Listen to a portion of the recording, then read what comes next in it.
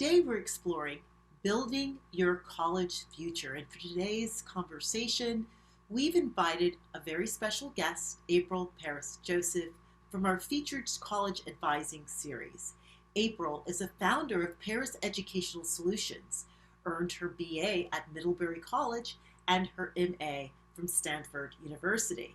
After a brief career teaching middle and high school Spanish, she took a 25-year hiatus from the working world to focus on raising her family and has 2 children currently pursuing higher education. One is in medical school and the other will be starting college in the fall. April's passion for education has never faded, and she leverages this to help her students today with keen logic, preparation, and deepening of their passions. April, welcome to TUN TV. Thanks so much for having me, Crystal. Absolutely. So, we're talking about education.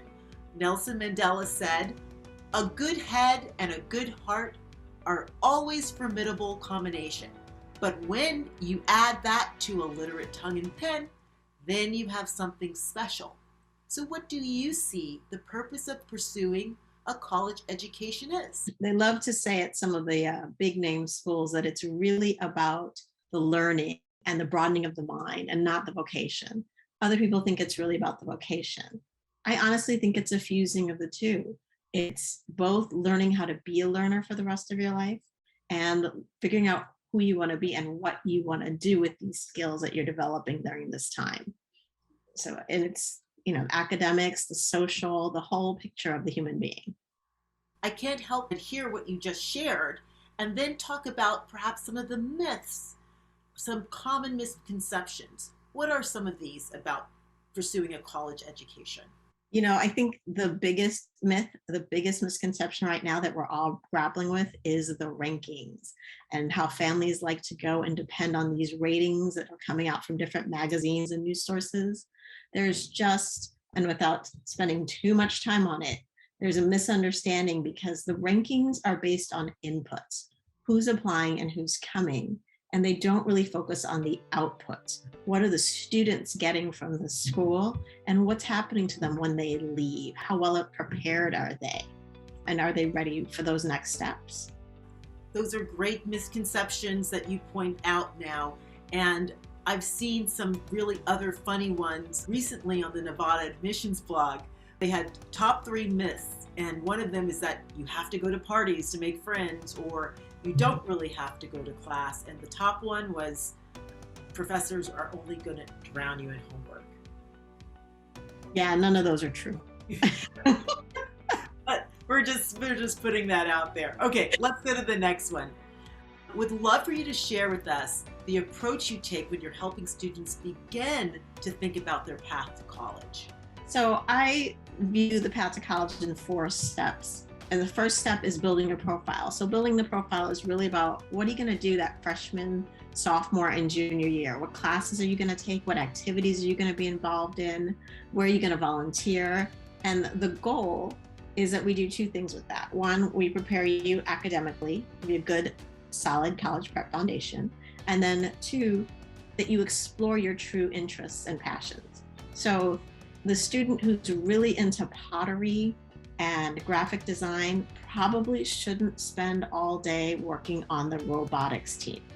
Now, the robotics team is awesome for the student that's passionate about robotics and programming and design and engineering. So it's really about just letting the kids try different things and discovering who they are and what's of interest to them. So that's the profile. After we build the profile, we start looking at a college list. So the college list is complicated. There's different pieces of the fit. What kind of student are you? Are you a 500 student lecture hall student, or are you a small discussion group student? Do you want a big school, small school, rural location, city, all sorts of different things? Do you want Greek life back to your parties? What's going to make this person happy as a whole being? So we look for schools that fit that. And then you build an application. What do you need to put into here? Your essays, making sure the activity list really represents you, getting your transcript put in, who the right recommenders. And then finally, it's a transition. So how do we get you from being a high school senior to being a successful college student. And it's not just like flipping a switch. It's really different when the kids leave home and live on their own. Wow, you really outlined a step by step process. Finally, what do you see as the goal of the college admission process? I say this to my families and my students all the time. The goal isn't to get into a particular school. I really like to push back on this idea of first choice, second choice. Every school ultimately that the student applies to, everyone involved should be happy with. The parents should be happy, the student should be happy, which means you're as happy with one acceptance as you are with the other, because all of these are places where you really want to go, where you could really thrive and do well. So I think the goal is to really define those schools in the first place and then let the student decide at the end which one they're going to pick. But at that point, parents should be laid back and happy because you agreed to the full list months ago. And it should all work financially in terms of the family's values and in terms of the student's needs, if it's done well. Well, thank you so much for joining us today for this important topic, April. Thank you for having me.